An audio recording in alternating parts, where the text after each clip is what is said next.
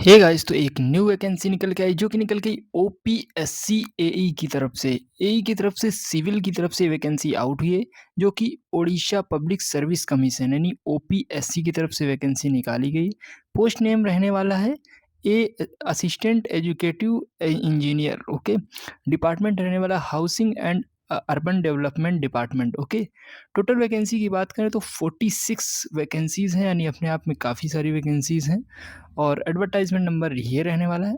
Category wise vacancy की बात करें तो यूआर यानी जनरल के लिए 24 वैकेंसी, एससी बीएससी के लिए 5 वैकेंसी, एससी के लिए 7 वैकेंसी, एसटी वालों के लिए 10 वैकेंसी और पीडब्ल्यूडी जितने भी कैंडिडेट होते हैं उनके लिए 2 वैकेंसी आउट हुई हैं दोस्तों। इंपॉर्टेंट डेट्स की बात करें तो इसके जो अप्लाई जो ऑनलाइन स्टार्ट है वो 11 अगस्त 2026 से स्टार्ट है, और जो इसकी लास्ट डेट रहने वाली है वो है 11 सितंबर 2026। शाम के 5 बजे से पहले आपको ये फॉर्म फिल कर लेना दोस्तों। जो इसका प्री एग्ज़ाम होगा वो आपका 8 नवंबर 2026 को होगा। दिन रहेगा संडे, यानी संडे के दिन 8 नवंबर को आपका एग्ज़ाम होने वाला है। क्वालिफ़िकेशन की बात कर लेते हैं तो इस फॉर्म को भरने के लिए आपने बीई या बीटेक कर रखा हो सिविल इंजीनियर से, या एमई एक होता है कोर्स वो सिविल से आपने कर रखा हो, तो आप इस फॉर्म में एलिजिबल हैं दोस्तों, आप इसका फॉर्म भर पाएँगे। एज लिमिट की बात करें तो 1 जनवरी 2026 तक आपकी एज काउंट की जाएगी, और 21 साल आपकी एज होनी चाहिए मिनिमम, और मैक्सिमम आपकी 42 ईयर यानी 42 वर्ष तक मान्य है।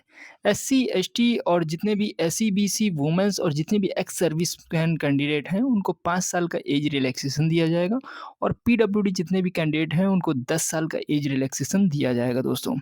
सैलरी की बात करें तो सैलरी रहेगी पे लेवल 12 की। बेसिक जो आपका पे ब्रांड है वो आपका 15,600 से लेके 39,100 रुपए के आसपास पे ब्रांड रहेगा, और ग्रेड पे रहेगा 5400, जिसमें डीए और जितने भी अदर अलाउंसेस हैं गवर्नमेंट अलाउंसेस वो सब ऐड होंगे, तो अच्छी खासी आपकी इसमें पेमेंट बनने वाली है।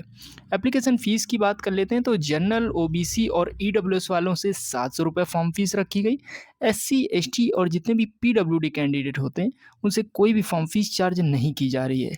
परीक्षा में बैठने पर 700 रुपये रिफ़ंड मिलेगा, यानी जो आप फ़ी पेमेंट करेंगे वही आपका रिफ़ंड हो जाएगा दोस्तों, अगर आप इसका एग्ज़ाम देते हैं जाके। सिलेक्शन प्रोसेस की बात करें तो सबसे पहले आपका प्री एग्ज़ाम होगा। प्रीलिमिनरी जो आपका एग्ज़ाम होता है वो होगा। इसके बाद मेन एग्ज़ाम होगा। सबसे पहले प्री एग्ज़ाम फिर मेन एग्ज़ाम। देन आप अगर ये दोनों क्वालीफ़ाई कर लेते हैं तो आपका फिर इंटरव्यू होता है, ओके, लास्ट स्टेज। और अब बात करते हैं प्री एग्ज़ाम में कितने क्वेश्चंस आएँगे और कितने नंबर मिलेंगे।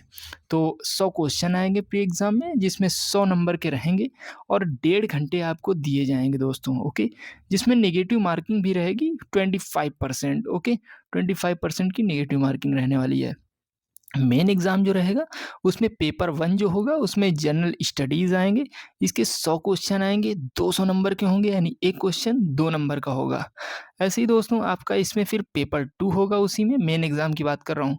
इसमें पेपर 2 होगा जिसमें सिविल इंजीनियरिंग आएगी, उससे क्वेश्चन आएँगे 150 और 300 नंबर आपको मिलेंगे। तो 150 क्वेश्चन के 300 नंबर मिलेंगे, यानी 1 क्वेश्चन 2 नंबर का रहने वाला है। इंटरव्यू की बात करें तो 50 नंबर का आपका इंटरव्यू होगा। टोटल 550 नंबर बनेंगे आपके इस तरीके से। जो प्री एग्ज़ाम का सिलेबस है वो आपका ये रहने वाला है। जैसे आप देख सकते हैं इंजीनियरिंग मशीन्स और सॉइल मशीन्स और structure analysis, RCC, steel structure, solid mechanic. तो दोस्तों ये पूरी पीडीएफ आपको नीचे मिल जाएगी, तो आप डिस्क्रिप्शन बॉक्स से देख लेना, ओके।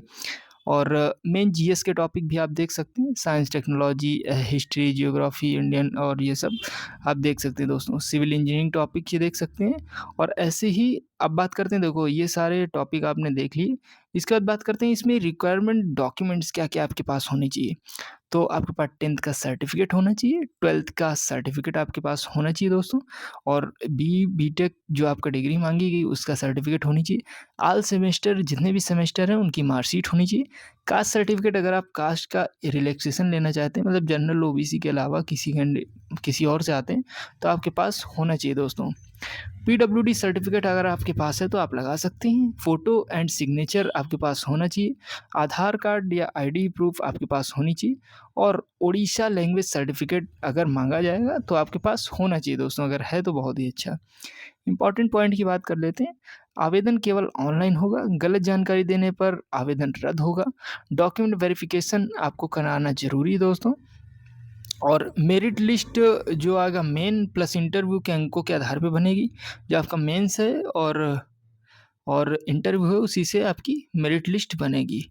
आवेदन की अंतिम तिथि का इंतज़ार ना करें, जल्दी से जल्दी फॉर्म भर दें। तो ये वैकेंसी आपको कैसी लगी एक बार कमेंट बॉक्स में ज़रूर बताएं। मिलते हैं नेक्स्ट वीडियो में, तब तक के लिए बाय बाय दोस्तों। हे गाइस, अगर आपको बैंक, एसएससी, रेलवे या कोई भी सरकारी स्कीम का फॉर्म भरवाना है, वो भी बिना कैफे जाए, तो कॉल कीजिए इस नंबर पर और घर बैठे अपना फॉर्म भरवाइए। हम देते हैं कैफे की सारी सर्विसेज, वो भी बहुत कम प्राइस पर। चाहे वो रिज्यूम बनवाना या पैन कार्ड, सब कुछ होगा अब घर बैठे। अभी मैसेज करें इस नंबर पर और जुड़े हमारी फैमिली से। नंबर है 9721404233। अभी मैसेज करें, व्हाट्सअप कर सकते हैं 24 आवर कभी भी। ओके, तो मिलते हैं नेक्स्ट वीडियो में, तब तक के लिए बाय बाय दोस्तों।